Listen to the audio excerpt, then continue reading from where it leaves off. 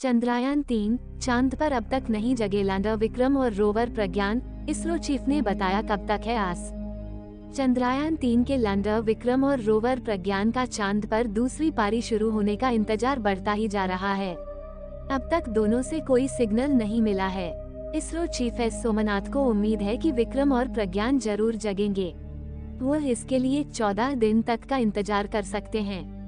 चांद पर सूरज के निकलने के 3 दिन बाद भी नहीं जगे हैं लैंडर विक्रम और रोवर प्रज्ञान। इसरो समेत पूरा देश कर रहा है दोनों के फिर से जगने का इंतजार। इसरो चीफ एस सोमनाथ ने बताया उन्हें अब भी दोनों के फिर एक्टिव होने की उम्मीद। सोमनाथ ने बताया कि वह दोनों के फिर से एक्टिव होने का 14 दिन तक कर सकते हैं वेट। चांद पर सूरज को उगे 3 दिन हो चुके हैं।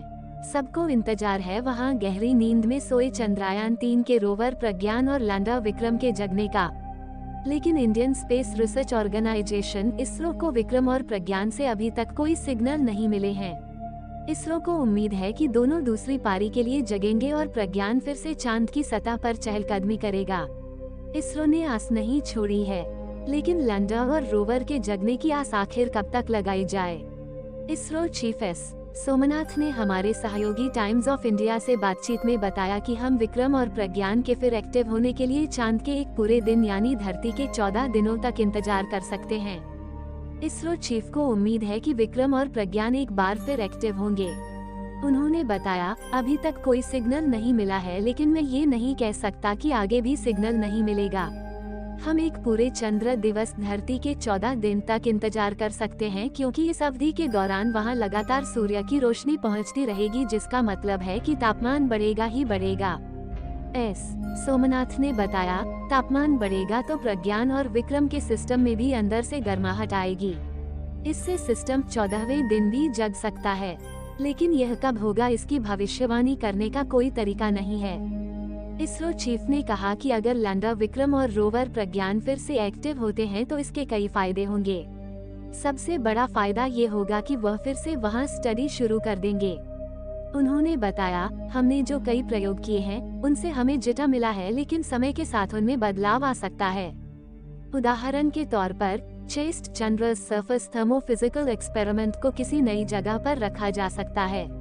अगर हम वहां लैंडर को एक बार फिर थोड़ा सा उछाल कर लैंडिंग करा लेते हैं तो हमें एक अन्य लोकेशन का डेटा मिल जाएगा, जो अच्छा है। इसकी वजह ये है कि एक ही लोकेशन से लगातार मिल रहे डेटा वहां की सतह के बारे में असली तस्वीर नहीं बताएंगे। अगर हमें कई लोकेशन मिलते हैं तो हमें चांद के सतह को, उसकी विशेषताओं के बारे में बेहतर जानकारी मिलेगी।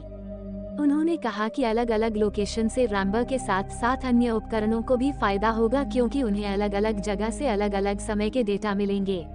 प्रज्ञान पर लगे उपकरणों ने पहले ही अलग अलग लोकेशन पर एक्सपेरिमेंट कर लिया है, लेकिन और ज्यादा लोकेशन होंगे तो और बेहतर ही होगा। लैंडर विक्रम और रोवर प्रज्ञान चांद पर दूसरी पारी शुरू करते हैं या नहीं, इससे चंद्रयान-3 मिशन की ऐतिहासिक सफलता पर कोई फर्क नहीं पड़ने वाला। मिशन ने पहले ही अपने लिए तय किए गए सभी उद्देश्यों को सफलता से पूरा कर लिया है, मसलन चांद की सतह पर सुरक्षित और सॉफ्ट लैंडिंग, रोवर का चांद की सतह पर चहलकदमी और वहां वैज्ञानिक एक्सपेरिमेंट। इसरो ने लैंडर और रोवर की जितनी लाइफ तय की थी उतना वो काम कर ही चुके हैं। अगर दोनों जग गए तब ये बोनस की तरह होगा। इसरो के कई वैज्ञानिकों ने टाइम्स ऑफ इंडिया के साथ बातचीत में जोर देकर कहा है कि विक्रम और प्रज्ञान की दूसरी पारी मिशन के लिहाज से बोनस की तरह होगा।